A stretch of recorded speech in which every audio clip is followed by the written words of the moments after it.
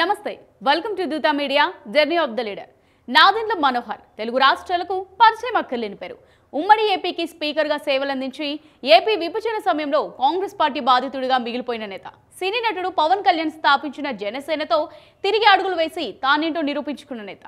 Party cadre కూడా సరిగ్గా లేని జనసేనకు తానే ఒక బలమైన నాయకుడిగా ముందు వరుసలో నిలిచిన లీడర్. ఆటగాడిగా నేషనల్ లెవెల్లో రాణించిన అతను రాజకీయాల్లో స్టేట్ లెవెల్ పొలిటికల్ లీడర్గా తనదైన ముద్ర వేసుకున్నారు.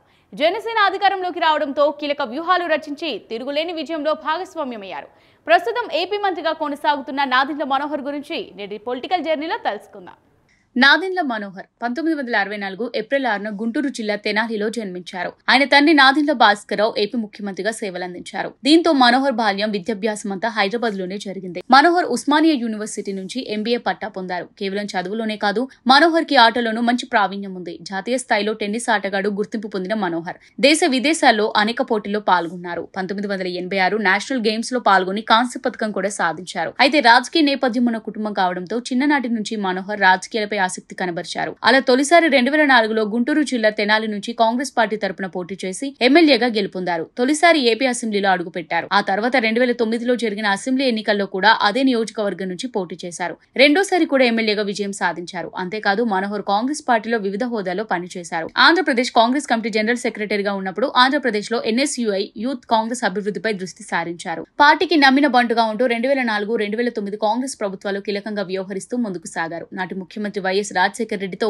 సత్సంబంధాలు కొనసాగిస్తూ నిధులు మంజూరు చేయించుకుని తెనాలిని ప్రగతి పథంలో పరుగులు పెట్టించారు. 2009లో ఆంధ్రప్రదేశ్ శాసనసభ డిప్యూటీ స్పీకర్ గా సేవలందించారు. వైఎస్ఆర్ మరణం తర్వాత మారిన రాజకీయాలకు సాక్ష్యంగా నిలిచారు. కిరణ్ కుమార్ రెడ్డి ముఖ్యమంత్రిగా బాధ్యతలు చేపట్టిన తర్వాత 2011 జూన్లో శాసనసభ స్పీకర్ గా నియమితులయ్యారు. అలా 2011 నుంచి 2014 వరకు ఉమ్మడి ఆంధ్రప్రదేశ్ కు చివరి స్పీకర్ గా పనిచేశారు. ఉమ్మడి ఆంధ్రప్రదేశ్ రాష్ట్ర విభజన తర్వాత 2014లో జరిగిన ఎన్నికల్లో కాంగ్రెస్ పార్టీ తరపున తెనాలి నుంచి పోటీ చేశారు. కానీ ఓటమి పాలయ్యారు. తర్వాత కొంతకాలం రాజకీయాలకు దూరంగా ఉన్నారు. ఆ సమయంలో వైఎస్ఆర్ సిపిలో గానీ తెలుగుదేశం పార్టీలో గానీ చేరుతారని అంతా భావించారు. కానీ మనోహర్ వారికి ఆ ఛాన్స్ ఇవ్వలేదు. సుదీర్ఘ ఆలోచనల తర్వాత ఎవరూ ఊహించని విధంగా అక్టోబర్ 2018లో జనసేన పార్టీలో చేరారు. 2019 ఏపీ అసెంబ్లీ ఎన్నికల్లో గుంటూరు జిల్లా తెనాలి అసెంబ్లీ స్థానం నుంచి పోటీ చేసి మరోసారి ఓటమి పాలయ్యారు. కానీ వెనకడుగు వేయలేదు. జనసేన పార్టీ రాజకీయ వ్యవహార కమిటీ చైర్మన్ గా బాధ్యతలు చేపట్టారు. జనసేన పార్టీ కష్టకాలంలో ఉన్న సమయంలో అండగా నిలిచారు. ఒక విధంగా చెప్పాలంటే జనసేనలో పవన్ తర్వాత నాదెండ్లని సెకండ్ అని చెప్పొచ్చు. పార్టీ విజయం కోసం అనేక కార్యక్రమాలకు రూపకల్పన చేశారు.